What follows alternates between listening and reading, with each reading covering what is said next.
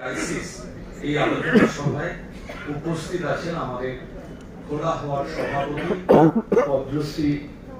Doctor Swapan Dasgupta, উপস্থিত আছেন বাংলাদেশে ভারতের প্রাক্তন রাষ্ট্রদূত বীণা সিকরি এবং উপস্থিত আছেন ডক্টর স্বরূপ প্রসাদ, বিশিষ্ট আলোচক ডক্টর স্বরূপ প্রসাদ ঘোষ, এবং তিনি পরিচালক Maulana Abul Kalam Azad Institute of Asian Studies. এছাড়াও আমাদের বিরোধী দলনেতা মাননীয় শুভেন্দু অধিকারী কিছুক্ষণের মধ্যে আসবেন। খোলাহার যুগ্ম সম্পাদক ভাই সুদীপ্ত গুহ উপস্থিত আছেন। এখানে বহু বিশিষ্ট মানুষ উপস্থিত আছেন। আজকের এই অভূতপূর্ব পরিস্থিতিতে আমাদের মনে পড়ে যে 1905 সালে বঙ্গভঙ্গ বিরোধী আন্দোলনের মধ্যে দিয়ে বাঙালির যে ঐক্য ছিল সেটা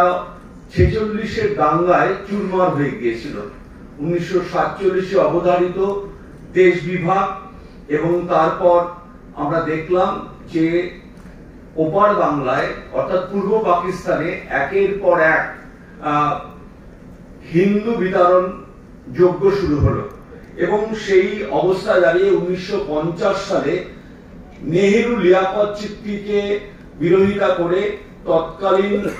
ভারতীয় জনসংঘের সভাপতি এবং তৎকালীন প্রাক্তন মন্ত্রী ডক্টর শ্যামাপ্রসাদ মুখার্জি,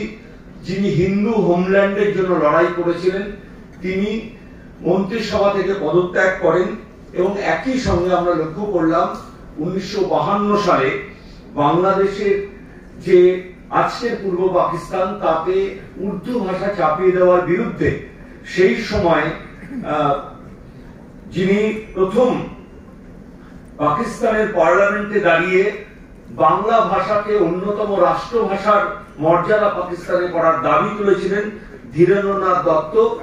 তিনি তার এই দাবিকে মধ্যে দিয়ে আমরা দেখলাম যে ভাষা আন্দোলনের সূত্রপাত এবং সেই ভাষা আন্দোলন থেকে 71-এর মুক্তিযুদ্ধ এই পরম্পরা আমরা লক্ষ্য করলাম এবং সেই 71-এর মুক্তিযুদ্ধে 30 লক্ষ মানুষ তারা নিহত হলো, 4 লক্ষ নারীর সম্ভ্রম গেল এবং সম্পত্তি লুট থেকে শুরু করে সমস্ত কিছুর মধ্যে দিয়ে আমরা একটা বলা যেতে পারে এক সাগর রক্তের বিনিময়ে বাংলার স্বাধীনতা আনা হলো। এবং বাংলাদেশের মুক্তিযুদ্ধের সেই সময় বাংলাদেশে আমরা লক্ষ্য করলাম যে শিলাইদহ, রবীন্দ্রনাথের স্মৃতি বিজড়িত শিলাইদহ বারবার ভেঙে চুরমার করে দেওয়া হলো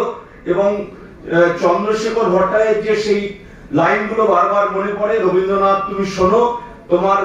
গোড়া লাবণ্য, আব্দুল মাঝি, নিখিলেশ, চামারু সবাই চলেছে আর রক্তের মিছিলে।